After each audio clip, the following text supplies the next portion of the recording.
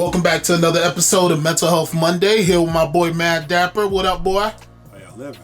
Cooling, man. Let the folks know who you are and what it is that you do. DC native, Maryland resident. Those ain't the same. Please respect it. Ain't no such thing as DMV. I'm gonna leave that alone. I know that's a problem, but it is what it is. It's the area. Anyway, educator, cultural critique, I guess, in some aspects.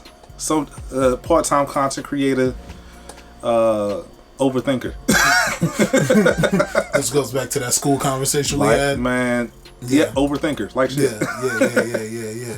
All right, man. So you got some sneakers on you, man. Let us know about the sneakers, man. What's the first one you want to introduce today?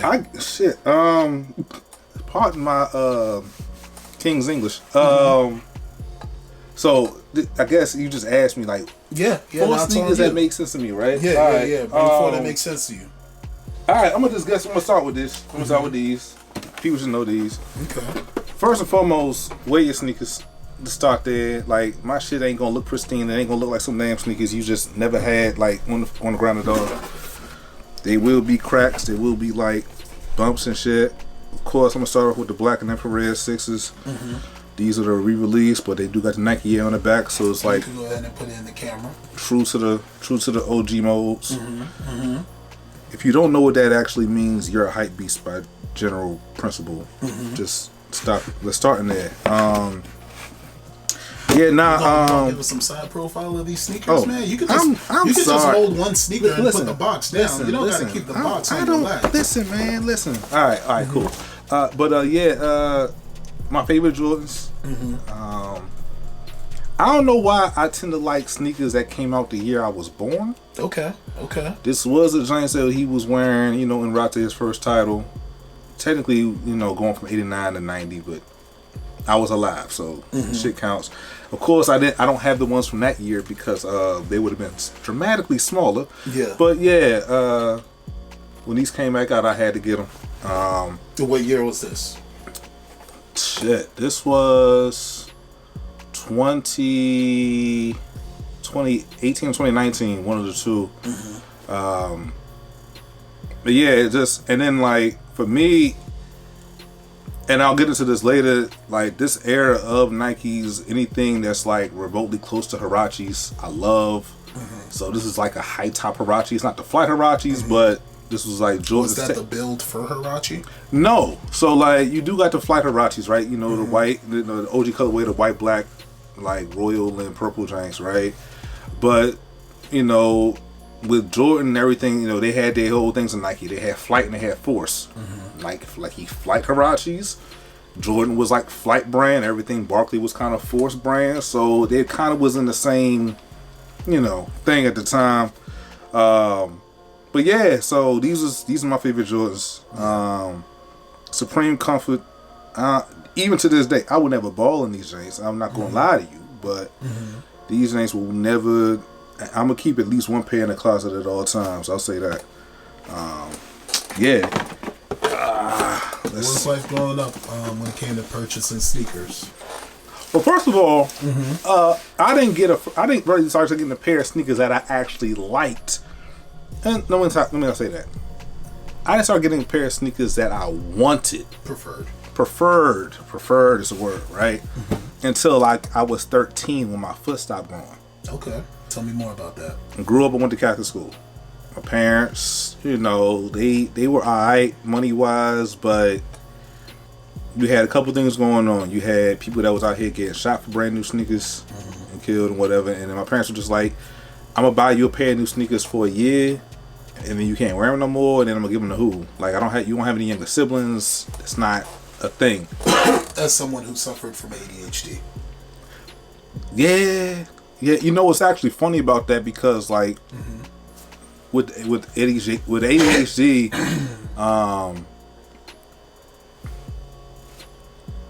it's easy to kind of like not stick to something for a long time either. Anyway, right? You can't concentrate like you want to, and I don't even think like I have a better understanding now of like what that looked like. Yeah. Because it wasn't just concentration. It was literally being somewhat aloof. not being able to make choices. We kind of talked about this choice paralysis. Like, imagine. So choice paralysis is a side product or a byproduct of ADHD. Oh, definitely. I mean, you know, Tell me more about that. So I'm constantly in my head, right? I'm constantly thinking, and I can quickly change focus on one thought to another. It's not just like looking at something externally and not being able to focus. It's literally internally too. So like, imagine somebody with ADHD going to a sneaker store with their parent. Parent asks them, "Okay, pick a sneaker that you want." That's cool, but you have a wall of sneakers at a time when Nike was dropping dope stuff. Adidas had like the feet you wear. They had the old Kobe drinks at once upon a time. All those other like kicks that was coming out at the same time, and they're like, "Oh, pick one." You're literally running through every single scenario in your head about what it means if you buy a certain pair of sneakers. Does the color go with multiple things I have? Yeah. Can I wear them to school and they're not gonna make fun of me? Can I wear them to school and the girls gonna start liking me? Is it gonna make me jump better when I play basketball? Like, all those other things is gonna happen at the same time. I love how you're holding your rapper hands. Nah, it's just the camera's like, bro, we can't get his rapper hands. I was like, no, I got you, but that's how he talk. That's how I talk. That's just how I talk. You know what I'm saying? Like, so, so like, you know, and on the flip side of that, as I became an adult, because I couldn't get the sneakers that I wanted when I was younger, when I became like in high school and as an adult, I started to just go after sneakers that I wanted. Unfortunately, one of the byproducts of the medicines you have from ADHD can bring about depression. So what really? Oh yeah. So wait, when you were first prescribed the medication, did they warn you about what can happen on it, or did you just figure this out as you went? I mean, they tell you that. They tell you that, but like as a kid, it's like, what does it mean? Like, mind you, like when I was first diagnosed with ADHD, I was in 2nd grade. How old were you? 7, 6, 7. Were you an off-the-wall kind of kid when it came to ADHD, or you just had problems focusing? That's the funny shit about it, right? So like, because I know there's, if I'm not mistaken, there's different levels of it, right? It can be, right? Now, mind you, this is a time when they still had ADD also. Okay. So what was ADD at that time? ADD is like attention deficit disorder. ADHD is attention deficit hyperactive disorder. So they were like, "Oh, you were off the wall. You were hyperactive." It was like, "Oh no, he just has like issues with like focusing." Well, the thing is, like, it's all ADHD now. I wasn't off the wall. I had a teacher. I'm not gonna say what her name was. All I'm gonna say is because of her, her goddaughter was Laura on Family Matters. Really? Real life story. So I can't stand Laura from Family Matters because of my 2nd grade teacher. Okay. This is a real life thing. All right. So, my 1st grade teacher, I was smart. I know people be saying shit like that, but like I literally skipped kindergarten. They were like, "Fuck that! You ain't gotta like." What's the point? You grew up with a different group of kids. I grew up with a different group of kids, right? And I was still smart, so like they made me test into 1st grade, even though I was like, "Hey, yo, all right, I'm good here. Like, I know all this shit already." So you didn't want to move to a different grade? No, I was fine. Like I was starting a new school anyway, and they said, "Oh, he needs to go back to kindergarten." It's like he just like I skipped like K4, and they put me in kindergarten, right? I graduated from kindergarten. I was going to a new school, and they were like, "Oh, he has to go to kindergarten because of his age." And my mom was like, "But he just graduated from kindergarten." Like, well, let's test him. I aced the test easily, so I'm in 1st grade now, right? Yeah. 1st grade teacher's like, so I'm getting good grades. My 1st grade teacher told my parents like, you know, he's real smart. It's just that when he's done his work, he wants to go and like play or like get up and go walk around the classroom and like or read books or whatever. My dad was like, yeah, he picks up things really fast. You got to challenge him. So she found other things for me to do while I was waiting for everybody else to do work and or finish their work. My stuff would be all right. I was just bored, so I just needed something to do. My 2nd grade teacher wasn't hearing that. So she was like, no. She wasn't hearing the fact that you were finished with your work earlier than everybody else? It was an issue. Like, I didn't sit down and listen and just stay still. Right? So apparently there's something wrong with me. Forget the fact that my work is right. That's what kids do. This is especially what little boys do. Right? So like it just comes with. So So they had to do something to like get me under control because I wanted to go play. I'm like, all right, I got my work done. You want me to sit here? Like, don't make sense. Like, let me be active. Let me do something. Let me live. Basically, right? So do I hear Jay-Z in the background? Can I live? No, like it's year later. I'm on medication, right? Okay. So I'm like, okay, Ritalin is the first thing. Funny enough, Ritalin's a narcotic. Man, all this shit's funny, man. These drugs, like, okay, we're living in 2021. We talk about all these drugs that people are taking. 2022 at that point. Right. Yeah. 2022 at the point that to come out, right? All these drugs people are taking, Xanax, Adderall. This was all prescribed to kids. It's all prescribed to kids, but these are all considered narcotics. Now. No, they were considered narcotics then. They were always narcotics. like, I can go show you my third grade textbook in science and it will actually show you a list of narcotics in the book and it included Ritalin. This is 1998. Yeah. So like, they've always known, but it is just, it served its purpose. But one of the side effects of it was depression. Yeah. As I got older, I realized that I actually had depression before I even got diagnosed with ADHD. Wow, shit. So it was, it's a lot, man. What that story is fascinating. It is fascinating, but I so kind at of a young age, how were you aware? How did you become aware of that? I knew that I had moments where like my mood was really low. Like I had this understanding of vibrating on a very low level. And I also have a face that I typically make when I'm really melancholic, if you will, and it's now how I can look in the mirror and be like, okay, Eric, where are you at right now? And I could tell where I'm at or what I'm going through in a moment. Yeah. And I've made that same exact face going back to me being 3. Like I have pictures, I can be like, oh, I know exactly how I felt in that moment. So yeah, and I can look back and I was like, oh shit, I've been dealing with depression longer than I've been dealing with ADHD. Yeah.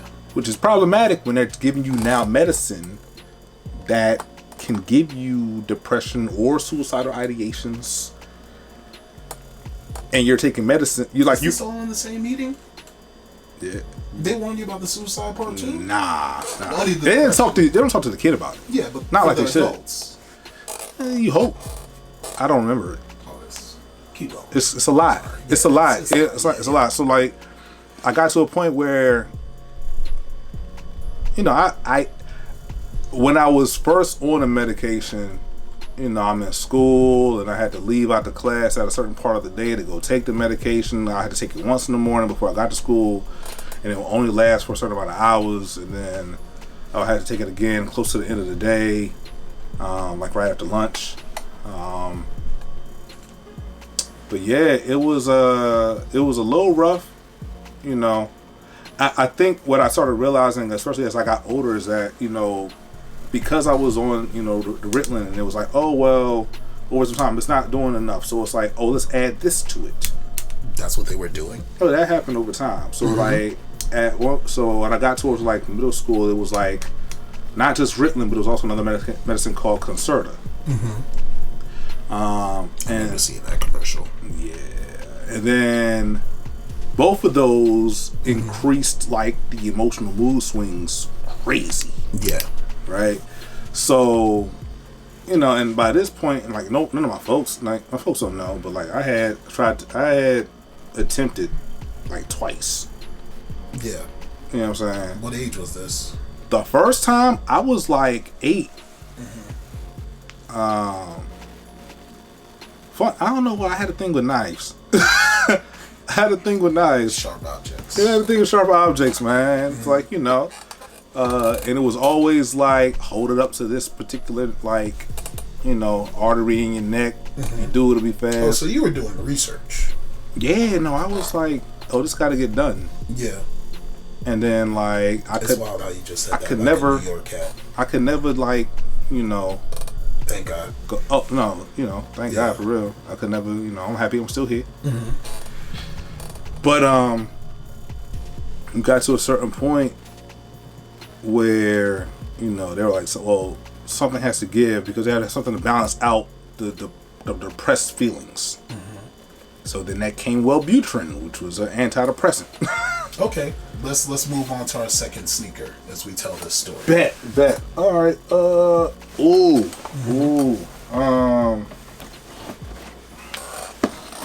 Unfortunately, I don't have any pink box SBs because I saw a pink box SB last year. pink box SBs are just. I know. Yeah. I may have a photo of it that I could show you later. That's crazy. I gotta check. It Now, is. these are a black and purple box, which is like second generation SBs or whatever. Yeah. This is the thing. So, like, I bought these in 2007.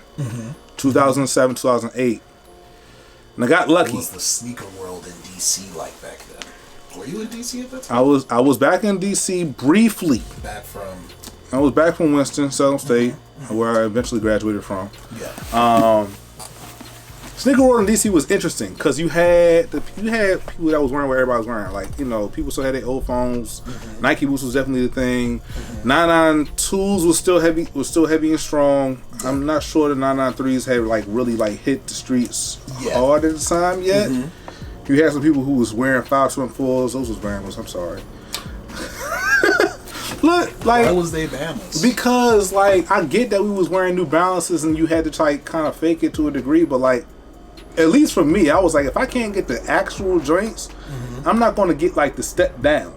Yeah. You know what I'm saying? Like, it's like going to get. It's like, oh, you want Air Force Ones, but you can't get them, so let's go to JCPenney and get the all white Nikes. It's like those ain't the same shoes, and you may be worse out because you tried to.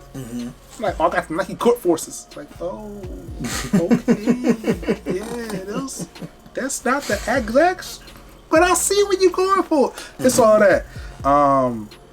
SBs was definitely like a very, very distinct crowd. Coveted. It was very coveted. Very coveted. To the point that I don't even know where in DC where I could have actually got them. When you think back about it. Yeah, I don't even know. I have no idea. I'm sure there was places I was out here. At the time, I know Commonwealth was open. Shout out to Commonwealth. Shout out to Commonwealth. Yeah. I think Ducky had major open. Georgetown was open, but they never had an SB contract. Palace 5 was not open yet. Rest in peace to Palace 5. So yeah, I got these off of EasternBorder.com. So these are the khaki highs. They got wear and tear on them because I actually skated in these.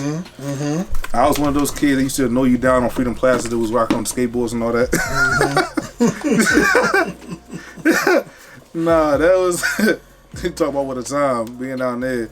Nah, also so like as you can see, the laces is crazy, right? Hold it up a little bit.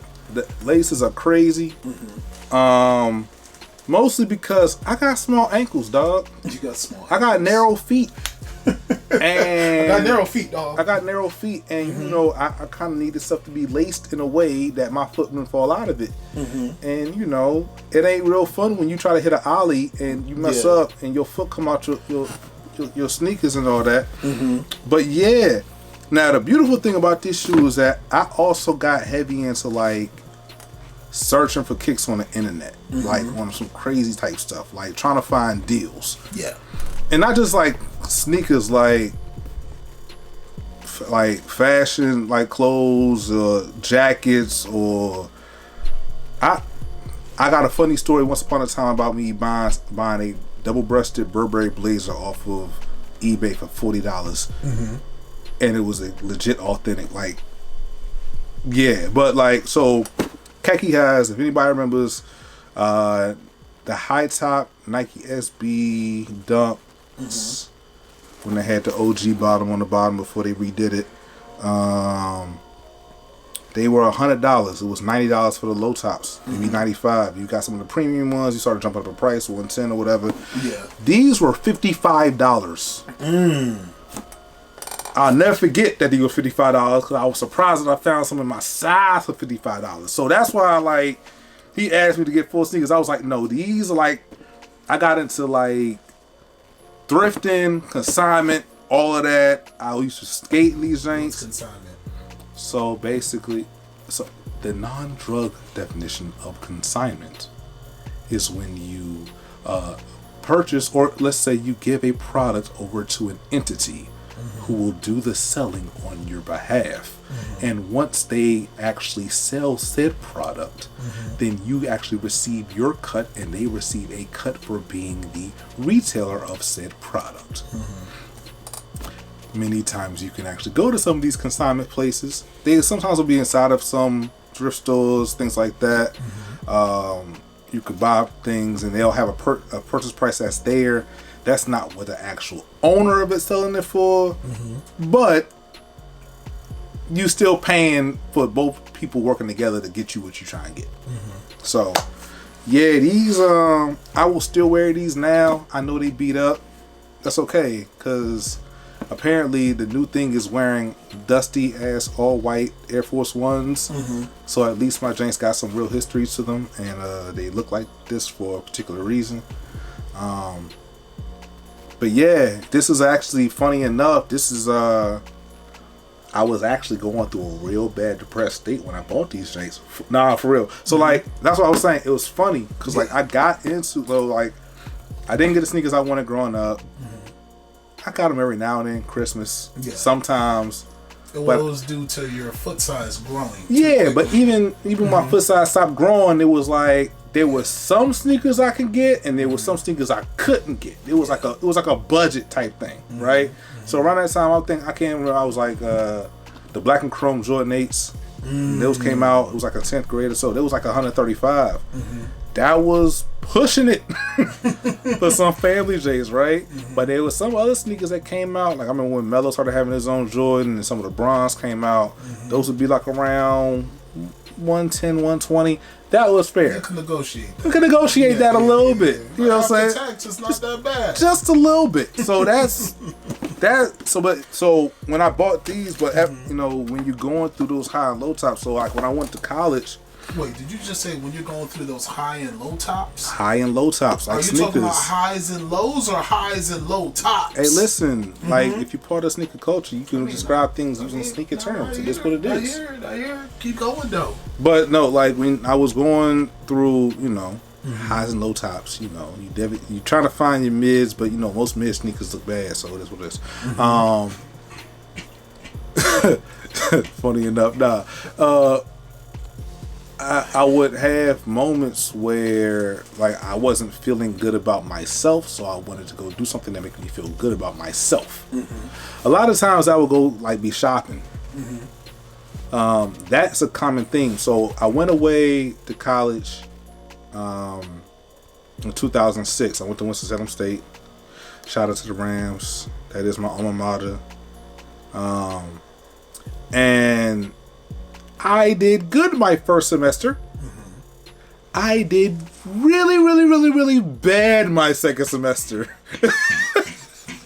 It's like, yo, there's a lot that goes with that, right? It is not even trying to make excuses about it. It's just like I did horribly. Like, you ever see a number on a GPA that's so bad? It's like, my nigga, you had to try to do that bad. That's the like whatever GPA number you think I got for that semester is probably worse. Damn.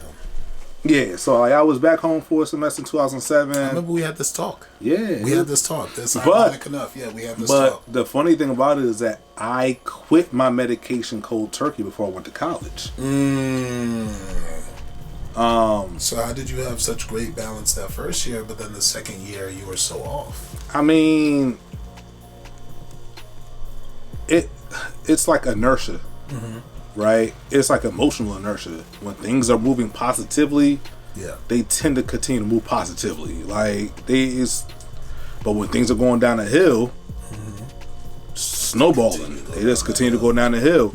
My first semester was cool. I was away from home. I was 17 years old, 5 hours away from home. I was 17 my whole first semester. like nobody knew what age I was. I wasn't like flaunting it or nothing like that. But I made decisions on my own to a degree, and I was going to class for the most part, and things like that. And then I got some real messed up news when I was going home for Christmas break. That kind of put me at odds with some of my folks. Yeah. So I made some decisions, and some of those decisions was like, oh, I'm going to like get a part-time job on campus, and I'm going to register for 18 credit hours in this term while also having a part-time job on campus and chasing girls and going to parties and having an 8 o'clock class every single day, but also had a class that may end at like 9:15 at night. All like, yeah, it was a lot. It was just a lot. So the GPA looked like that. It's Self-sabotage. Oh, it was self-sabotage. But yeah. I still would have rather went through all that, because for the first time I actually started to feel like part of myself, and that's one of the things that the medication took away from me. So failure brought you back. Well, was that failure? No. That wasn't failure. That wasn't failure. Not like. What would you consider that? I mean, it's a learning curve, but it wasn't like I couldn't do the work. The learning curve was learning how to do this thing called independence with everything, like and like, you know, you have choices and you have consequences that come with them, but you have to kind of just be okay with it, right? Yeah. But like I said, like when I was in high school, like I was on a medication and I hated how I felt on it. Mostly because I didn't know who I was for the majority of the year. Yeah. It's like the only way I can like really like compare how I spent the majority of my life, especially during that time period, was imagine if you are watching yourself as like a RPG game. Like you're never in any of your moments, but you're watching yourself move. It's like you have the controller, but you're watching the things take place. So you don't even have any connection to half the things that you're doing. You're not even in control at any point. No, You're just there. You're in control, but it's like you're not in real life. You're like watching the real life take place at your hands, but you're not actually in real life. So dissonance. Oh, extreme cognitive dissonance. Like he's like, no, Eric failed that semester. Not I failed. Like, no, like You shouldn't have been out there failing like yeah, that. like oh, these are the things that he did. Like, no, it was you, but like, yeah, these are the things that he did. Like, yeah. Oh, so you were just a Sims character while life was passing you by, but you were there. Yeah, you going through the But you were never responsible for the mistakes. I didn't want to be responsible for the mistakes. It was always something being done to me. Yeah. Which is easier to do when you look at life like it's a video game. Damn, that's important. It's always being done to you. Oh, yeah. It's not your fault. Yeah, it's not your fault that you're going through these things. Everything that's happening to you is because somebody is doing things to you. And you don't deserve it. No. Yeah. Definitely didn't deserve it. That was your thought process. Yeah. It's like playing a game. It's like literally being like whatever you named your character in Pokemon. Yeah, I remember that shit, right? So like you're going through life, you're going from town to town, you got goals and things like this, but everybody else is Team Rocket. It's like that. It just was what it was. It was like you're coming up against Team Rocket, you try to figure out how to beat them. Sometimes you win, sometimes you lose. But if you lose, it's not your fault. Yeah. It's not even your fault that you're in that situation. This is what life is doing to you. You don't have any control over it. With ADHD, did you lose concept when it comes to like time, the concept of time and how things are moving? What is time? It's like I joke now, be like, time is a social construct. And be like, but it exists though. It like what meaning you give to time may be a social construct, but time exists one way or the next, right? So like, you know, I was going through the emotions. Yeah. You know, it's I have this thing to do, but I guess I can do it later. And then it's like, oh wait, this is due now. Let me see if I can like do it right now and then turn it in and hopefully get an assignment. Oh, I'm late turning it in, but they should let me turn it in because I'm still working on it. Like it's important to me now. Oh, it's like the amount of focusing that I wasn't able to do on getting the things done, or even keeping a a mental note of when I needed to do things, or even knowing that you don't have the capacity to hold on to mental notes to get things done. Like it's, and I struggle with that now. So it's wild to see it in that way. I'm getting better at it now, but only because somebody told me. Well, I heard it from somewhere. I can't even tell you. It was like literally over the last 3 months. Oh no, I do know. Brene Brown, per podcast, it's a great thing to listen to. And she pretty much was like, your mind is meant for creating things. It's not meant for holding things. So yeah, that was, I didn't get that concept. I'm always there. I didn't get that concept. I'm always there. I don't know when I got there, but I know once I got there, I was like, nah, what are we doing? I told you the example of it earlier with the cell phone. We were just talking about it. I was like, yo, what are we doing? Just put in your cloud. If it's full, put in your cloud. Yeah. You don't check it. It's not a primary. Just, what are your top 3 to 5 things that you do with it? Unless it serves that purpose, you don't need it. And if you do need it, if it has value, put it somewhere that it's protected, so you can come back to it when that time is there. Right. And why are you holding on to every little thing? And I do that with everything now. And you know what makes it worse for me is I have bad memory. Yeah. But it's not. I don't have bad memory from football. I just have always never had the most ideal memory as a kid. I think it's funny because like we look at these highly technological things, right? And it's like these things run out of memory space quickly, and they slow down the more they have things filling them up. And we're the same. And we're the exact same. Yeah. The only difference is that those things are made up of like, you know, bytes and all those other things. And it could be purchased and upgraded. This is literally one of them. This is a meat. It's meat with electricity. It's a meat around it. It's meat with electricity bouncing around it. What do you expect us to do? It's like, yo. Yeah. It's like, imagine if you eat animals, right? If you don't eat animals, congratulations, you're helping the environment. I still struggle. But if you eat animals, right? Yeah. Imagine like a chicken breast is a mind for something. And it has naturally created electricity making it function. What do you expect that to do? It's like, what are you trying to get from this?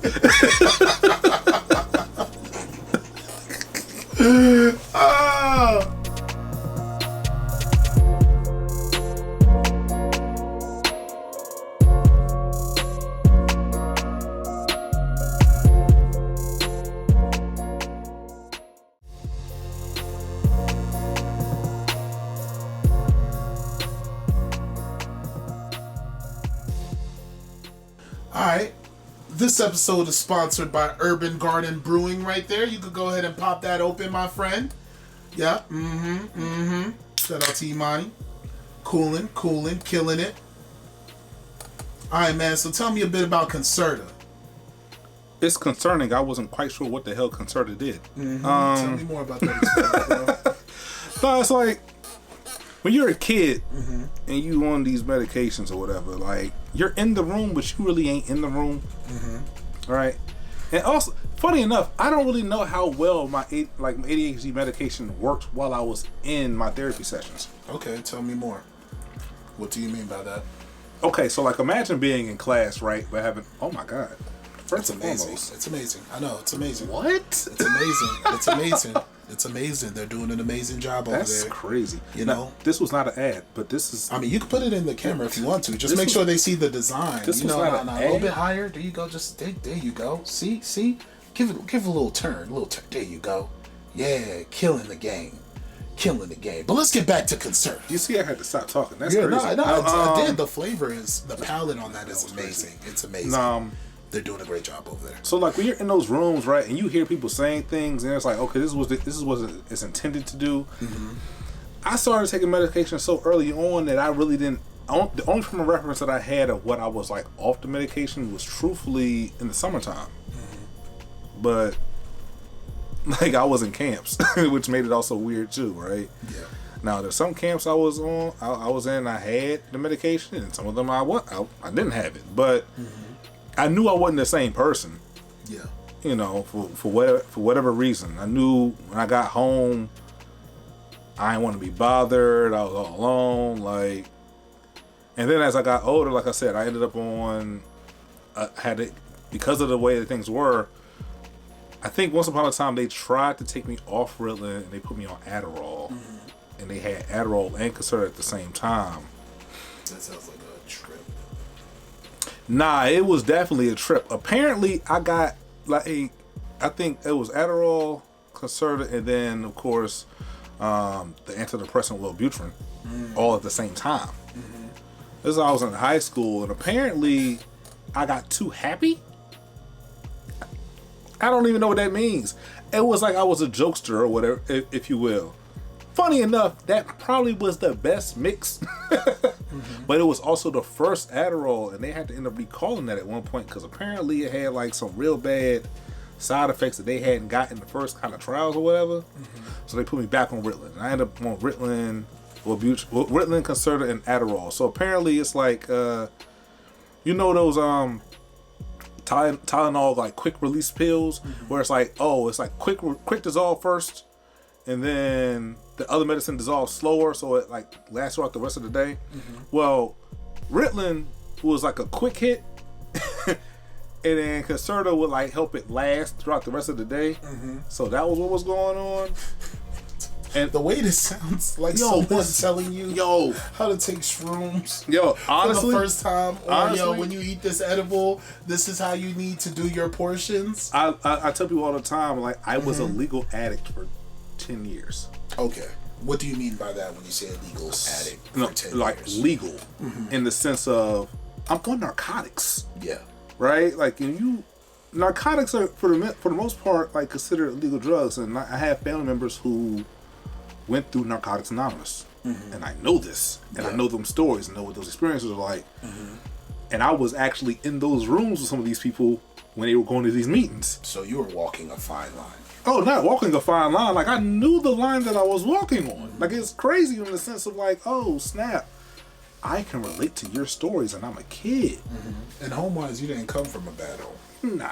I mean, my parents are divorced, but but they were still great parents to you. That's 50% of people. Yeah, but to you, they still tried to be the best parents that they can be. Yes. Yeah. Yes. I was provided the basic necessities to live life. Was I always happy with how they parented me? No.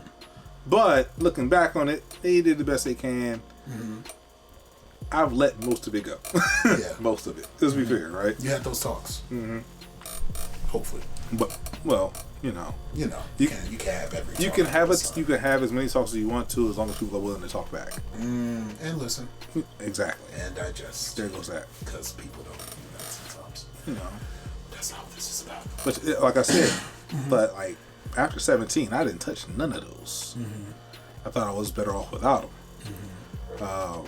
But it's also an awkward place to be in because you go to college, and I didn't finish college in 4 years. Yeah. Some of it was focused. A lot of it was not having any idea what I wanted to do.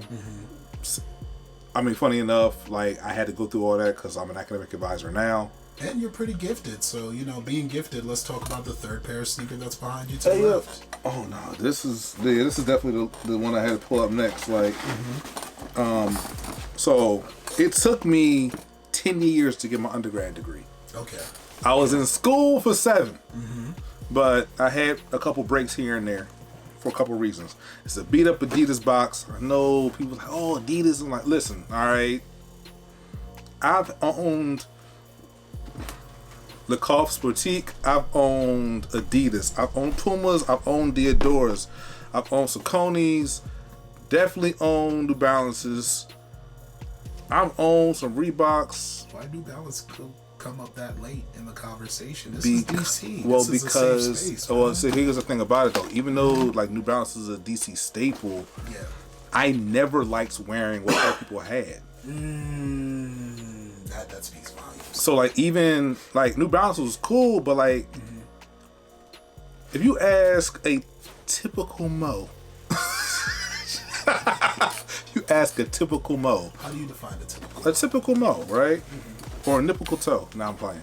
Wow. No, like you know, and then we're not all the same. Being with DC natives, not a monolith. I don't even sound like most DC natives, so it is what it is. Yeah. I'm also not angry, so there's that. If you ask somebody, "Oh, what's your favorite New Balance?" 990s, 992s, 993s. You may even get a 2000s in there. What's the new ones that just came out? 5974s or whatever. Those new ones are kind of cool. 593s is kind of liked a little bit. You ask people bring up 593s quite a bit. Okay, well, so there's that. Some people you might get one person that says like a 997. You ask me my favorite New Balance, I'm gonna tell you it's a 1500s. Okay, why is it the 1500s? All right, so there's a. First of all, I just think of all the models, it was the cleanest looking model. In general, and like it was a collab that came out. I think it was with an English company. I think it may have been Shoebox, and they had a collaboration over multiple years. Crazy colorways, specifically the toothpaste pack. If you ever got the chance to look up the New Balance 1500 toothpaste packs, that's a crazy palette. Yo, it is a crazy palette. Yeah. It's just a thing about it, right? Yeah. The majority of the shoe is white, gum bottom, and then it's like one is like a real like mint suede. That Pharrell just designed that's out there in Miami. That's the color concept. Yeah. Or even if you want, you can say toothpaste, but because that's like mostly like European toothpaste colors. Yeah.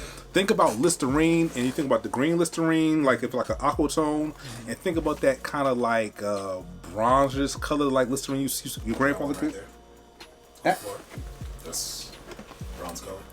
Absolutely, this color, right? You know, right. So that thing on me just in case. So imagine like this color, but like that's that white. Pack. But this in suede, like it's crazy, legit crazy. Yeah, wow. So yeah, let's get back to these. I'm gonna give a quick story to this. So I went back to school at Winston in 2014. Yeah. I was living on campus as an RA. Great times, I could imagine. Oh my gosh, I was out here living life in a very interesting way. Tell me more. So like, I mean, I went back to school and do what I wanted to do. I didn't want nobody to go through the same things I went through trying to figure out school and stuff. Like when you ain't got no idea of like a major or like where you're going with it, you just in school going through the motions. It ain't fun. Yeah. I found that, funny enough, one of the things that counteracted my ADHD best is when I had a goal that I was working towards, because a goal focused me way easier than just medicine. Okay. Oddly enough.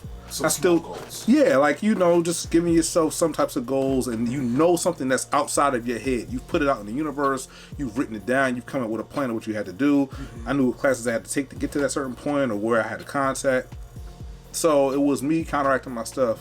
Also, another quote unquote drug came into my life at that time, though it wasn't a drug. It just grows from the earth. It's a plant. It just happens to grow like that. And if you should so happen to smoke it, you get what I'm getting at. But that's neither here nor there. The herb. Right? You know, you kind of, the depressed thing really wasn't there as much.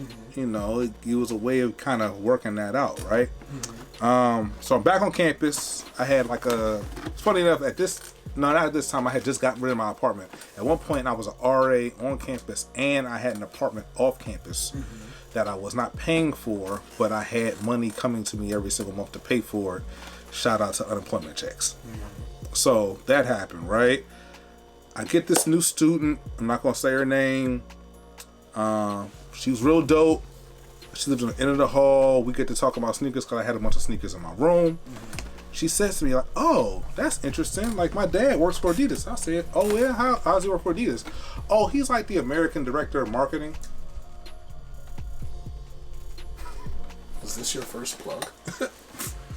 Listen, I was like, what year was this in your life? this is 2015. Like we became real, like actually friends. Like this is half a decade ago. Yeah, half a decade ago.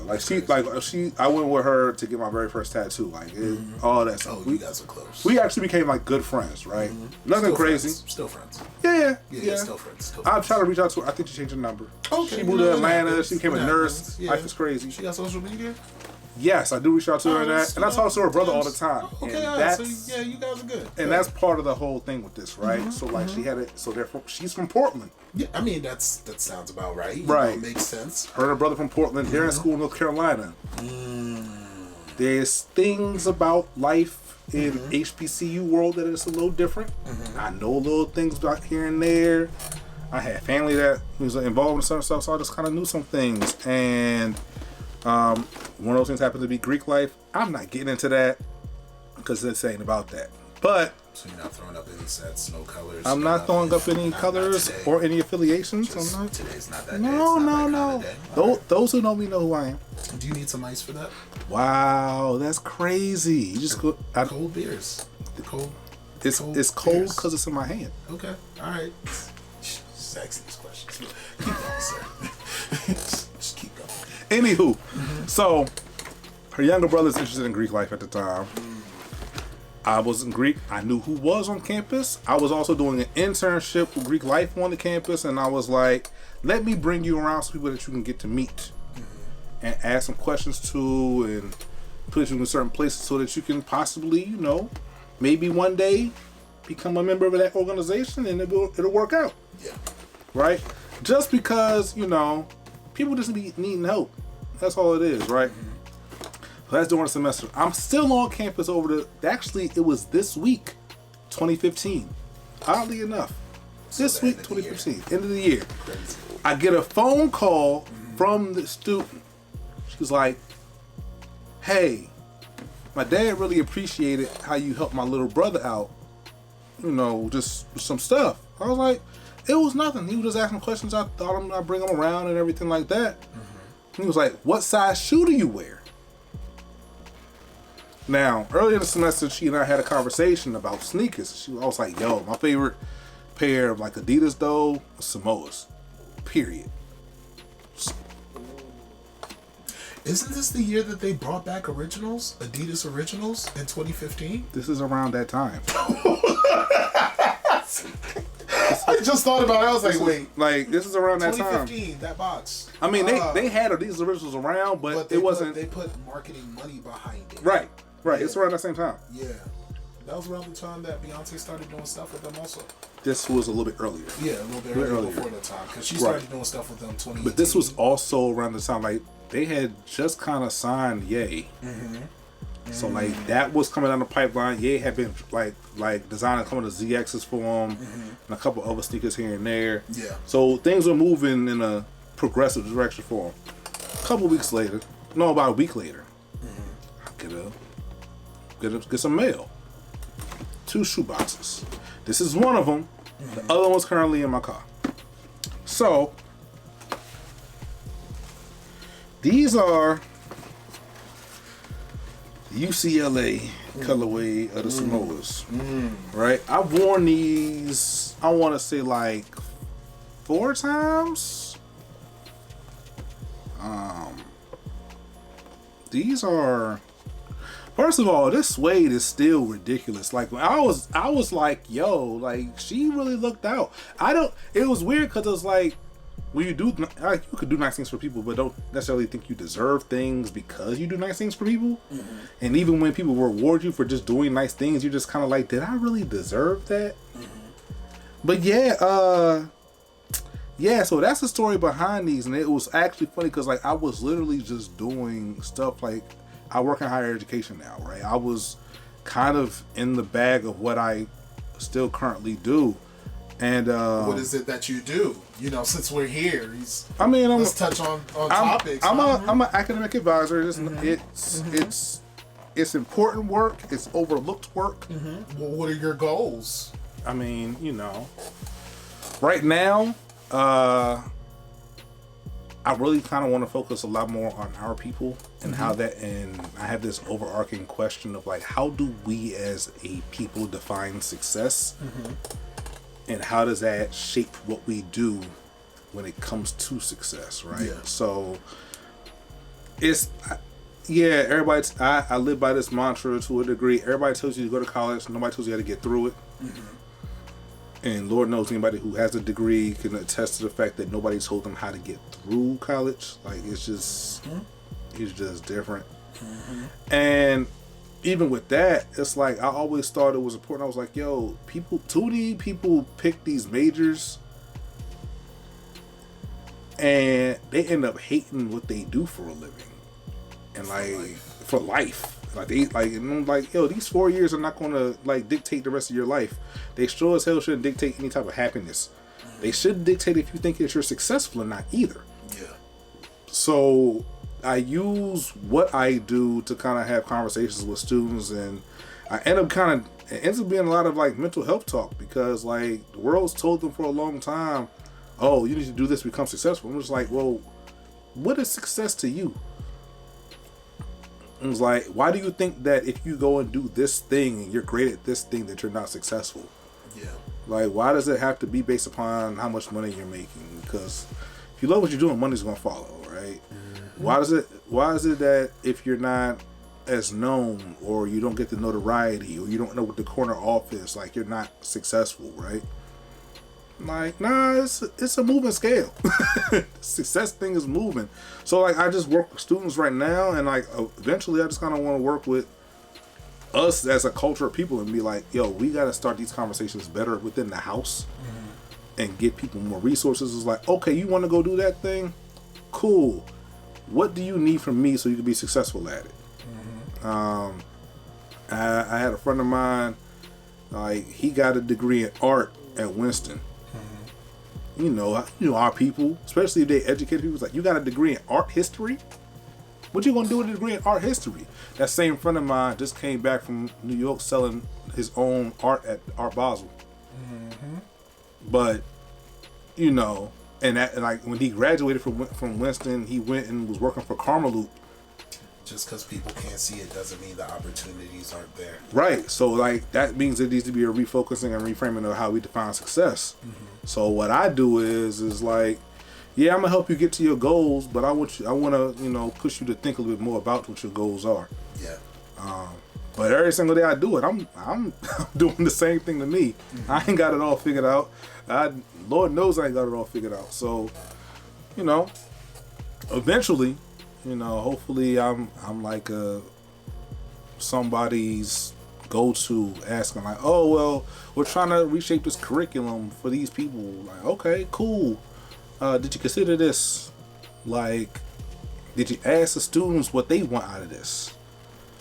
Did you try to integrate any, careers or anything like that into making this thing a thing? Like, so that's what I do. But yeah, this shoe's actually a reflection of me, one of the early moments of me being in my bag.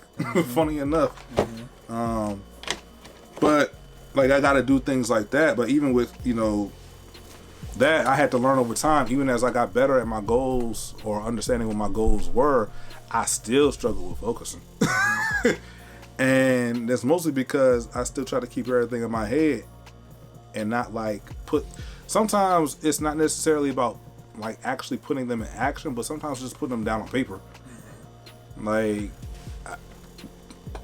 I've thought about getting back on medication for ADHD. I'm not 100% certain about doing it. Why get back on the medication? Because, I need help.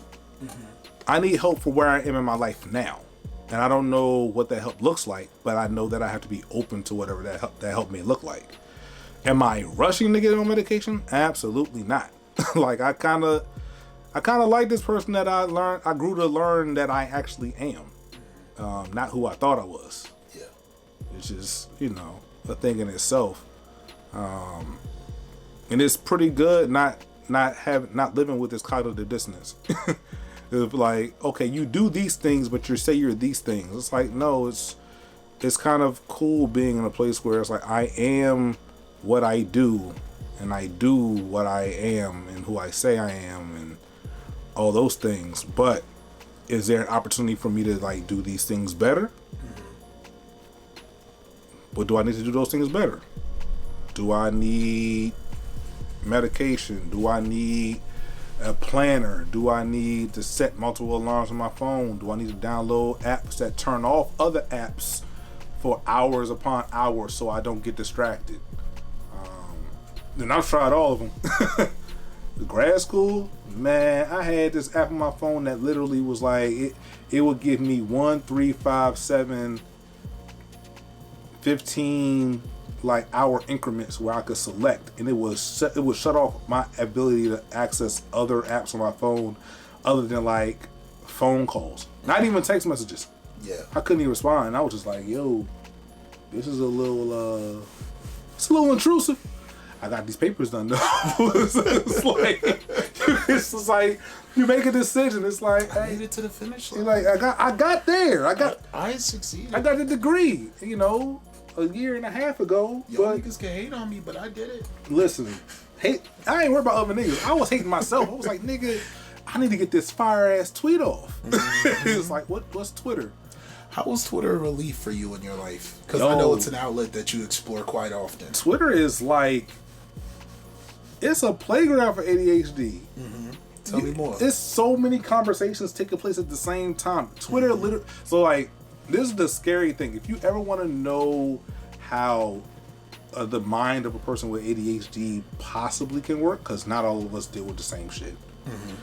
But for me, if you ever want to know what the mind of a person on ADHD looks like, watch your Twitter timeline if you follow 1,500 people. Like, not during the sporting event, not during like where everybody's like focusing on the same thing. Like literally just like watch Twitter. See all the different things people are talking about. And then you'll see a thread, you'll follow down that thread and be down that rabbit hole, and then, oh look at this thing over here. And then it's like this thread. And it's like, yo, you ain't even, and you can, there was a time in my life I didn't have any streaming apps. I didn't have Netflix. I didn't have Netflix up until like 4 years ago. It was not something that I was doing. I wasn't because you're like, nah, that's a distraction. That's dangerous. Well, not even necessarily that. It's just like, it's hard. It was hard for me to focus on anything long enough to continue to watch it. Like binging is hard to do when you are easily distracted here and there. Like, have you ever binge watched something and like had a cell phone out so you could balance it out with like, 2 distractions? I all the time. I watch. I'm on Twitter and watching shows simultaneously. Yeah. Or I'm on. Well, actually, I'm actually going to get to that too. Or I'm on Nike's website, designing shoes. Television's on in the background. I got a tweet that's fired off on my phone. My fiance can be in the room. Like, shout out to your fiance. All those things could literally happen at the same time, and I'm engaged, but I'm not full. I can't fully engage. Yeah. But I can give what I can give to multiple things at the same time because that's how my head is functioning. But you get to a certain point where it's like it's mentally exhausting. A lot of energy. Oh my gosh, it's crazy amounts of energy. Like, it's like a skill that you really don't want to have. It's like, for what? It's like I'm over here focusing on. It's like I used to spend. Let's say an NBA basketball game is on, right? I could never just sit down and watch an NBA basketball game. Yeah. Like, ever. Now in person, it's different.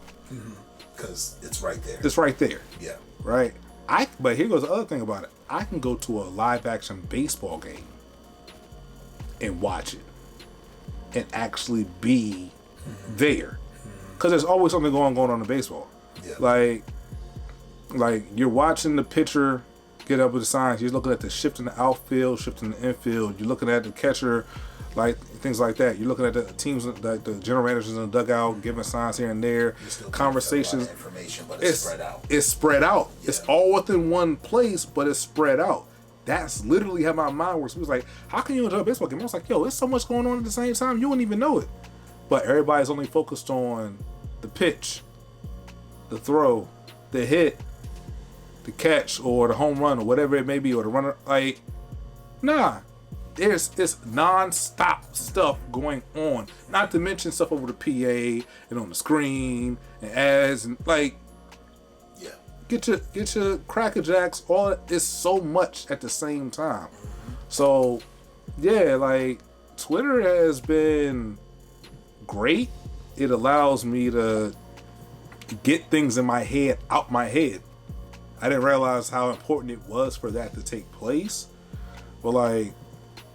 A lot of the times that I've been on Twitter, I've been able, like, it's like streams of thoughts. You can just kind of get it out, and it's better in out somewhere than being stuck in my head, because in my head it's like, what does it mean I'm doing with, what am I doing with this?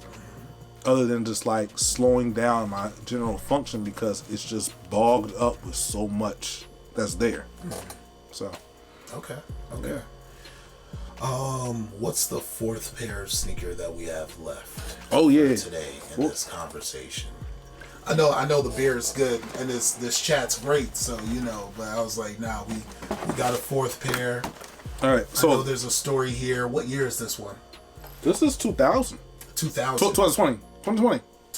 Yeah. So this is the most recent. Yes, they are. Okay. Did I tell these stories I didn't tell these chronologically. About the order. No, I know that, but I would have thought it was funny. Okay, but so what's the order of the sneakers that are here? They're not chronologically. The blue is 2015, or is that 2016 that you got? No. The khaki highs I got in 2008. Okay. I was 2008. Yeah. So those are the oldest ones I've owned that are here. Right? And then the UCLA colored Samoas I got in 2015. I got the Jordan 6s, the black infrared ones I got in 2019. 2019, yeah. The last one. So, all right. So there's a couple reasons I picked these ones, right? It's symbolic of a larger story. So like I said earlier, right? I didn't like buying sneakers that other people had. So one of my favorite things was the fact that at one point, multiple sneaker companies enabled you to go on their website, design colorways of sneakers, buy them, and they were your sneakers, right? Literally loved the fact that you could do that. Nike had Nike ID. Adidas had My Adidas, MII Adidas. New Balance New Balance had it up at one point in time. One point in time, you can go on and design your own 992s. And you could do 992s, 574s with the suede and all that. Like, you could do that. I know Vans had it for a minute. I know well, Chuck Taylor is now owned by Nike, so you can do that with Chuck Taylor's now. So yeah, multiple companies gave you that option. Nike's been doing it the longest to my knowledge. But yeah, I always thought that was real cool. Yeah, so I was sitting in the house, early COVID. I was taking a break. Sitting in the house and I'm in the house bored. Sitting in the house and I'm in the house bored. Sitting in the house and I'm in the house bored. Like, yo, man. I'm designing a pair of my favorite non-basketball Nikes of all time. The Nike Huaraches. Right? Cozy. Extra cozy. The cozy. The neoprene, like upper, the right No overlays. No air pockets. Yeah, that's crazy. It's just straight foundation. Yeah. But yeah, I mean, I've had multiple pairs before. I've ordered Nike ID pairs of Huaraches before. And whenever I get like Nike ID sneakers, I always put like whatever nickname I'm going at the time on the sneaker, right? I've had, once upon a time I went by Style Barker.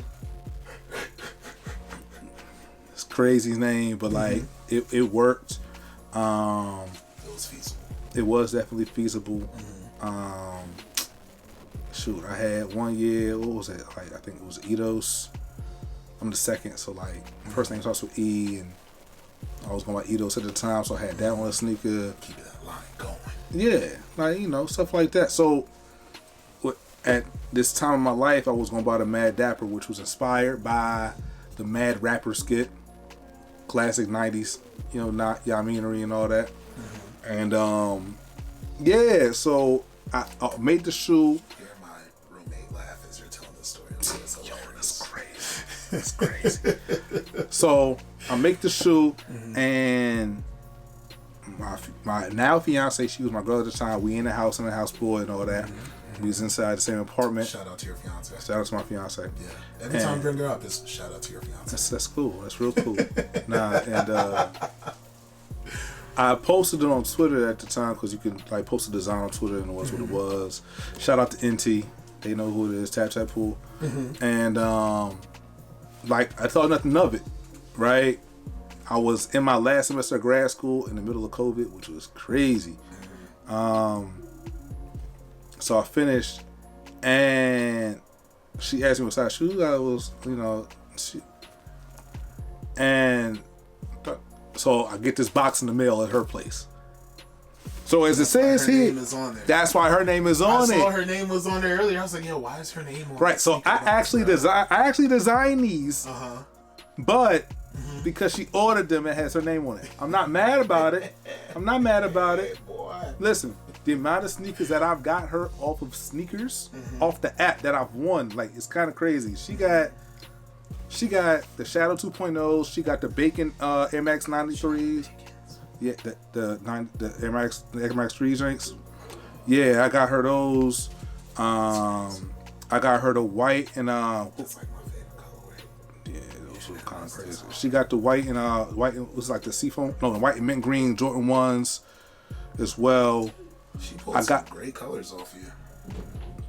I got her the green on green Ivy Park Night Runners. Yeah, like I mean,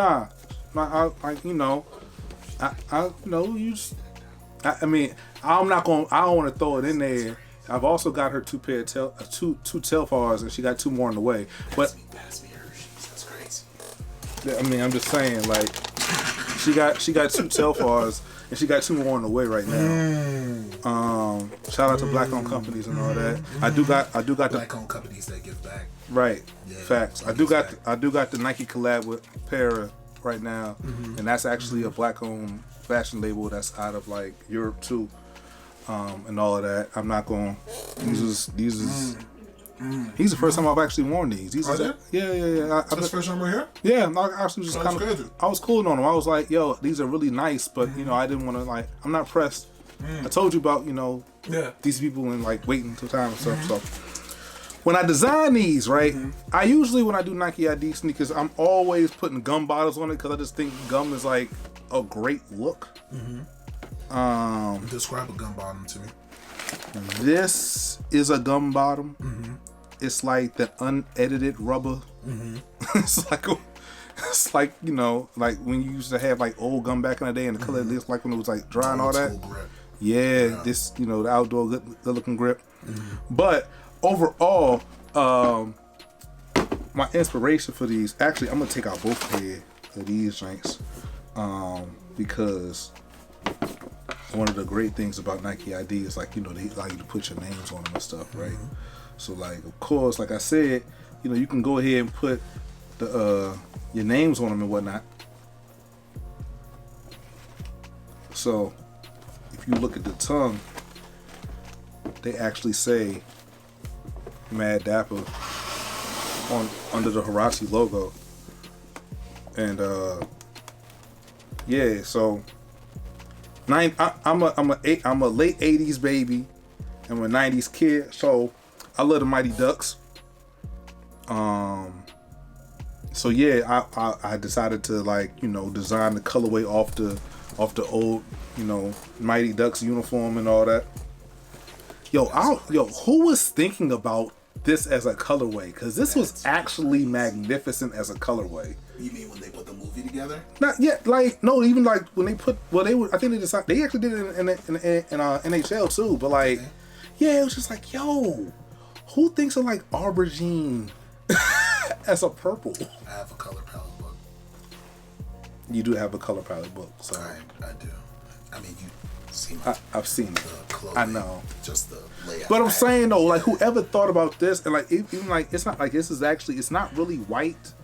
It looks white because you got the light shining on it, but like it's not. It's like a the colors egg. are hard, but the story adds to the color. Yeah. If we never got the Mighty Ducks, I don't think if we ever got the Mighty Ducks as a story that's timeless, I don't think we would have cared about those colors the way that we do. Facts. Now. Absolutely. Yeah. Absolutely. Without a doubt. Yeah. So like and even the bottom of the jeans, like I was like, oh, I'm gonna put this like a little bit of snow on the black.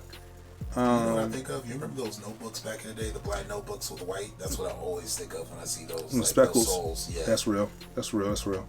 But yeah, these is like crazy sneakers, man. Like, are they still allowing folks to do the ID stuff? You could. So there's not Nike ID. They still have Nike by You. That's what it's called. Mm-hmm. If you just search Nike by You, it pops up. Mm-hmm. They got bunches of sneakers on there. A lot of like the signature sneakers. Mm-hmm. Of like basketball players be on there. They be on there. They be on there. They be on there for years. I got a pair of Nike LeBron 9s that I created, inspired by like Cal Ripken. So it's like black, orange, and like gray and all of that with like an icy sole on them. Like it's crazy. It's like stomach turn. it just is what it is. I think right now they got Air Max 95s and 97s on there that you can go and like kind of have some fun with. Quiet as kept. I mean, it's going to cost you for the up, but it's like it's one of one. But it's one of one. It's like, oh my god, that just happened. It wasn't on camera. It just happened. The angle was good. It just happened. But yeah, now I got 3 documentaries to pay for this year. Nah, I mean, even with that, that's like it's crazy. Like so, like I said, I think But the funny thing is like even with. Actually, I didn't even think about it until we had this moment. So you know how I just said like whenever I was like creating different pairs of like Nike ID sneakers, like I was going in and like putting like the nickname at the time that I had on there. Yeah.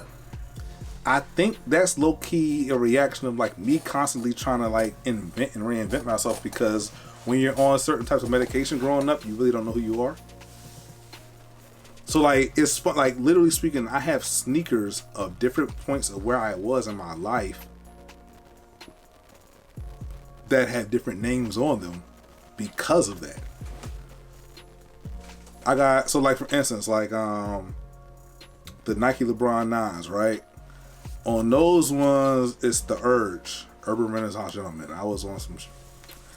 If you remember, what was it? It was like Cool Outrageous Lovers of Uniquely Raw Style Colors.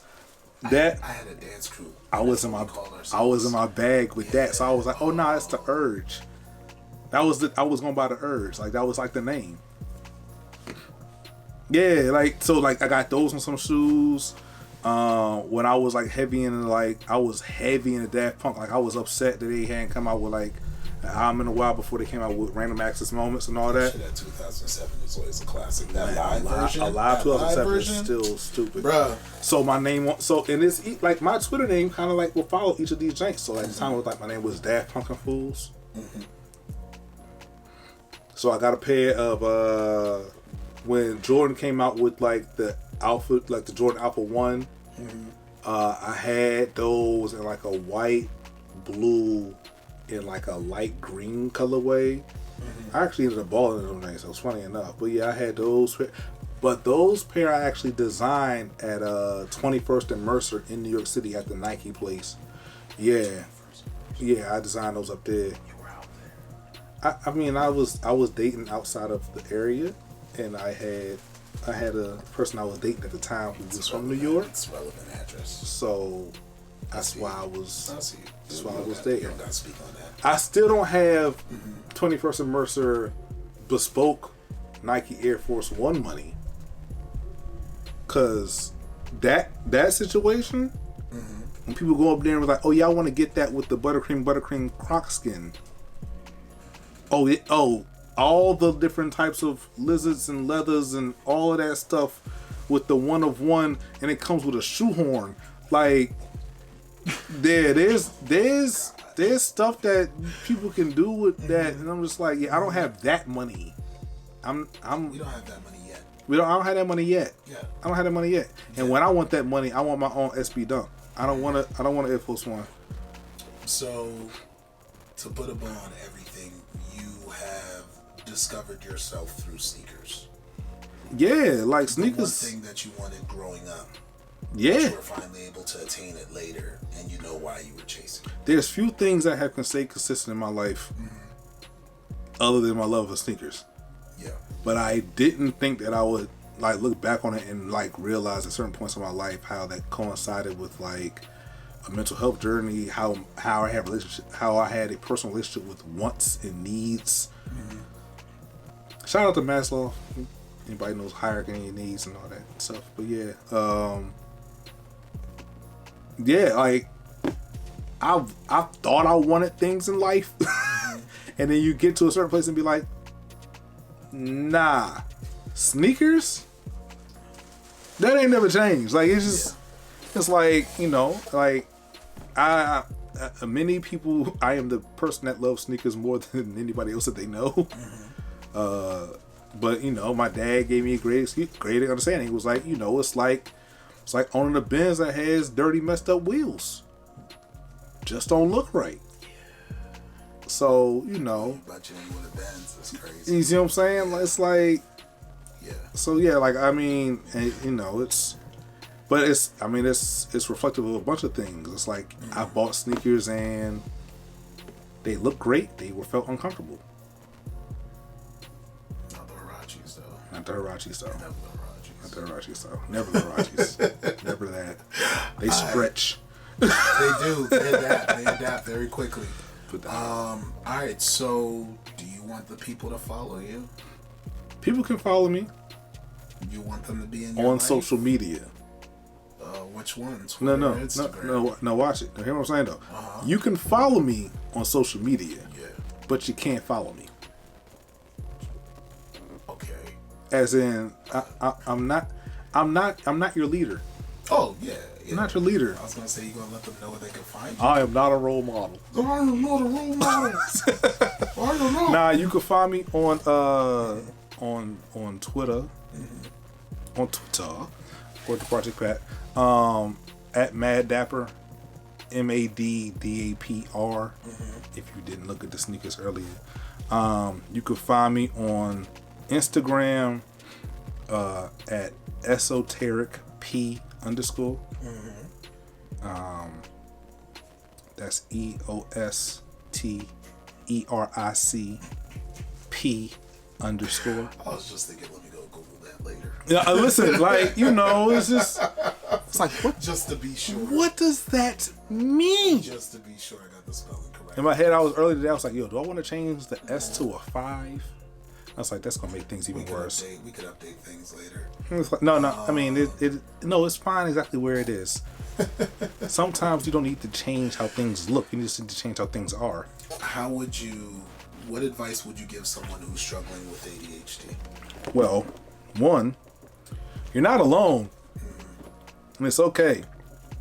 And also, there's gonna be people who tell you about what ADHD is that aren't qualified to tell you what ADHD is, or what your battle with ADHD is, and honestly, it's not even like about it being a battle, right? Like eventually you start to realize, you know, shout out to a show that just ended that we all kind of love, but like it's like an insecurity. People just don't up and get rid of insecurities. They learn that it exists, it impacts things, and they have to just live with the choices about what they do with it as they come up. Same thing with ADHD. I'm not going to get rid of it. It's going to be part of my life until I no longer have life. But I'm not going to let it dictate my life. So you just learn how you have to deal with it. And whatever that looks like for you, looks like for you. And sometimes it'll look like that for a season. And sometimes it'll change. But, you know, the first thing is focus on recognizing that you got to focus on something. After that, everything comes easier. That's real. That's real. All Alright, well, this has been another episode of Mental Health Monday. We're probably going to call this series Kick It With Me, or If You Kick It. Because, you know, that's nice. Or You Can Kick It. You can kick it. So, yeah, alright. See you guys on another episode. Appreciate you. Thanks for coming. Peace. Be easy.